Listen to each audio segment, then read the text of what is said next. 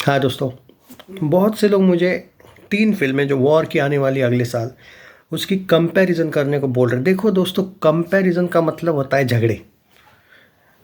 कौन किससे बेटर है, क्यों है, क्या है? मैं कंपैरिज़न नहीं करूँगा, ओपिनियन दूँगा मेरा, जो मुझे लगता है।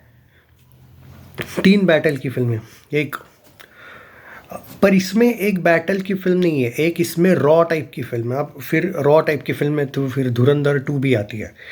लेकिन होता क्या है कि धुरंधर और धुरंधर 2 इन्होंने एक ऐसा बेंचमार्क सेट किया है कि शायद ही इनको कोई आगे चल के बहुत जल्दी तोड़ पाए। ऑन सीरियस नोट, मानो ना मानो, लेकिन यहाँ पे मैं बैटल वाली फिल्मों की बात करूँ, जैसे फौजी। भले ये शायद सुना है मैंने एक रॉ एजेंट की कहानी, लेकिन इसमें वॉर भी दिखाने वाले हैं। फौजी की कहानी है एक, मे बी एक बैटल तो इसमें है। आई थिंक सेकंड महायुद्ध वाला एक कहानी है वो, तो उसमें आपको बैटल देखने को मिलेगा। एक है बैटल ऑफ गलवान, जिसको लेके बहुत से लोग बार बार पूछ रहे हैं, और एक है बॉर्डर 2। क्या आपका इन तीनों को लेके क्या कहना है? क्योंकि कुछ लोगों ने इसको लेके एक एक्साइटमेंट जताई थी। और आपका एकदम सही है कि यस, ये तीनों भी बैटल वाली फिल्में हैं, वॉर वाली फिल्में हैं। एंड जितना मैं जानता हूँ, ये तीनों भी I think obviously it's based on true story. Correct है।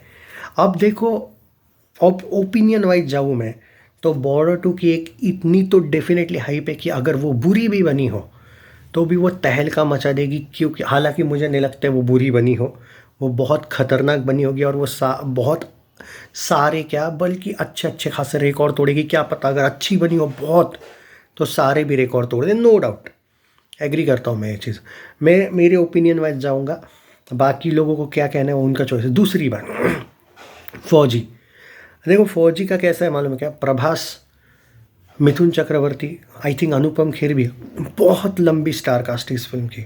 और बैटल वाला जो एंगल है, अब पूरा का पूरा फौजी 1 में ही एंड किया है या उसका भी पार्ट 2 है, अभी पता नहीं एग्जैक्टली। इसलिए मैं फौजी को लेकर अभी तक कुछ कह नहीं पा रहा हूँ। लेकिन मैं एक बात ज़रूर कहूँगा, अगर फौजी अगर अच्छी बनी हो ना, वो काम करेगी जो किसी ने सोचा भी नहीं होगा।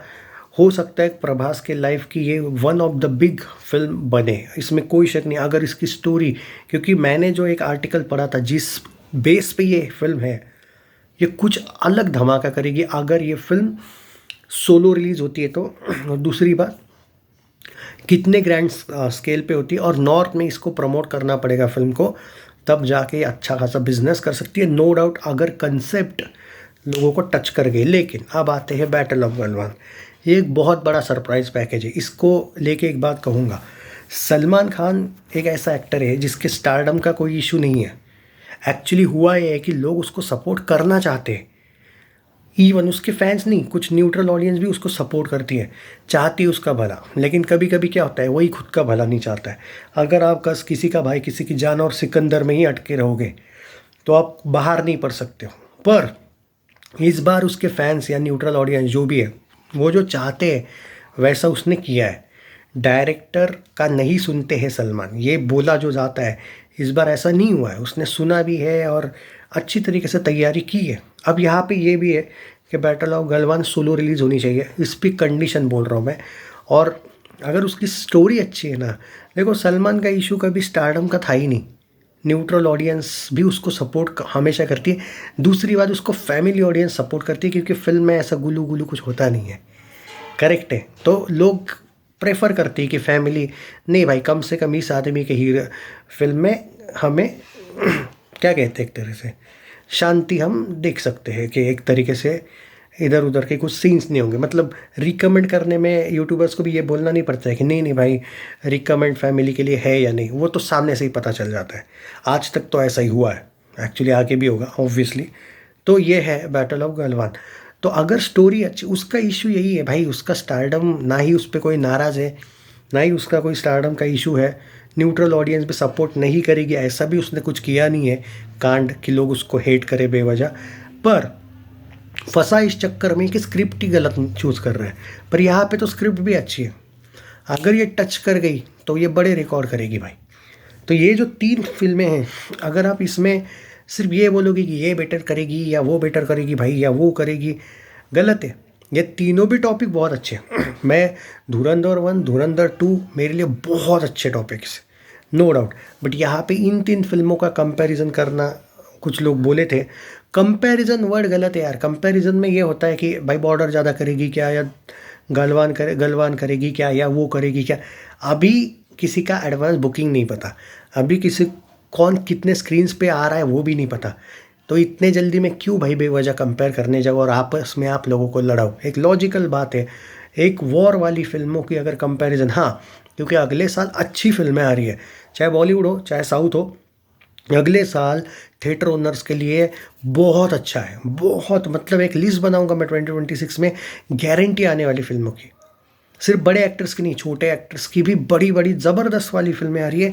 मुझे नहीं लगता है 26 वैसा साल बॉलीवुड में या साउथ में भी 27, 28, 29, 30 भी शायद हो।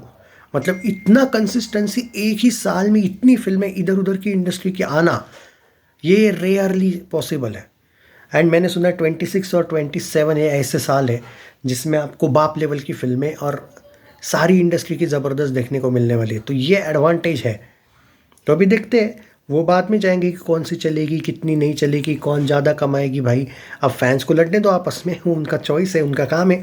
बट ऑन सीरियस नोट, मुझसे अगर एक्सपेक्टेशन पूछोगे बैटल ऑफ गलवान से, अगर फिल्म अच्छी होगी तो first 1000 crore film world wide Salman Khan की हो सकती है। फिल्म अच्छी होगी तो डेफिनेटली, ओके उस, क्योंकि डेफिनेटली ये वर्ड इसलिए यूज़ कर रहा हूँ क्योंकि उसका कभी भी ऐसा इशू नहीं है कि फैंस ने नहीं सपोर्ट किया। अब भाई तुम सिकंदर बनाओगे तो शायद फैंस भी नहीं करेंगे सपोर्ट, पक जाएंगे लोग।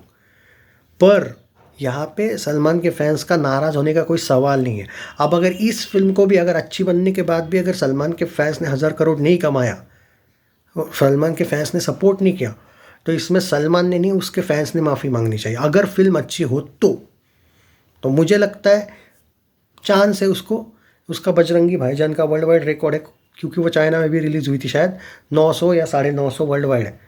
ये उसको बीट कर सकती है अगर अच्छी बनी है। तो किक 2 बजरंगी भाईजान 2 बनेगी या नहीं वो बाद में बात करेंगे। इसका टीजर आ रहा है बैटल ऑफ गलवान का कल, शायद वक्त होगा तो डेफिनेटली टाइम पे रिव्यू करूँगा। तो ये बॉर्डर 2 1000 करोड़ करेगी क्या, ये मैं उस पर बोल सकता हूँ कि अगर ओवरसीज़ में इसको अच्छे खासे स्क्रीन्स मिलते हैं। तो मैंने सुना है बॉर्डर 2 का मुझे स्पेशल वीडियो बनाना पड़ेगा भाई। स्क्रीन्स को लेके कुछ मसला हुआ है, कुछ लोग जो बोल रहे हैं एक्चुअली गलत नहीं है, मैंने भी एक न्यूज़ पढ़ी है, पर अब वो वीडियो बड़ा बन जाएगा। यहाँ पे नहीं भाई, स्पेशल उस पर बात करनी है थोड़ा सा। आई थिंक साउथ में कुछ है प्रॉब्लम, देखते हैं। तो मैं उस पर आऊँगा, एनालिसिस करूँगा, टेंशन ना लो। बट ओवरसीज़ मैटर करता है और कितने दिन सस्टेन रहती है। बॉर्डर 2 गदर 2 को गारंटी तोड़ रही है, 1000 करोड़ जा रही है या नहीं वर्ल्ड वाइड, ये डिपेंड करता है आपका पहले 10 दिन कैसे थे और ओवरसीज़ में भी पहले 10 दिन कैसे थे, सिर्फ भारत के नहीं। ओवरसीज़ में कम से कम पहले 5-6 दिन कैसे थे, ये उसके बाद हम बोल पाएंगे। बट ब्लॉकबस्टर तो हो रही है, ऑल टाइम हिस्टोरिकल ब्लॉकबस्टर हो रही है क्या, वो बाद में बात करेंगे। बट आई थिंक अगर ओवरसीज़ अच्छा करे और भारत में ज़्यादा अच्छा करे, सो 1000 करोड़ इज ऑन। एंड रही बात फौजी अगर सोलो रिलीज़ होती है और अच्छी बनती है देन 1000 करोड़ ऑन। क्योंकि अब ये इस पे आप बोलोगे इतना जल्दी क्यों बोल रहे हो भाई प्रभास का। भाई जिस आदमी की फिल्में 150-200 crore world wide gross opening लेती है, उसमें अगर स्टोरी अच्छी हो, और जो आदमी भाई 750 करोड़ 700 करोड़ समथिंग सालार क्लैश में कर सकता है, अगर वो वर्ल्ड वाइड अच्छी स्टोरी मिली तो नहीं करेगा क्या 1000 करोड़। सिंपल है ना भाई। तो हाँ, लेकिन है सोलो आनी चाहिए और नॉर्थ में थोड़ा प्रमोट करना चाहिए। सोलो आने का क्यों बोल रहा हूँ सुन लो, हिंदी में भी स्क्रीन्स मिलेंगे फिर। तो ये मेरा एनालिसिस है। अब इसमें ना मैंने किसी के अगेंस्ट बोला, और मैं ये नहीं कह रहा हूँ, आप बोलोगे ना सेफ जोन, ना, मैं सेफ जोन के लिए कभी नहीं लड़ता भाई। मैं फैंस को भी, अगर कोई एक्टर फ्लॉप जाता है और फैंस मुझे पेलते तो मैं उनको डायरेक्ट आईना दिखाता हूँ, भाई तुम लोगों की वजह से हुआ है, मेरी वजह से नहीं हुई फ्लॉप। मैं सेफ जोन नहीं खेलता हूँ, मैं प्रैक्टिकल बोलता हूँ। तीनों फिल्म का हाइप है,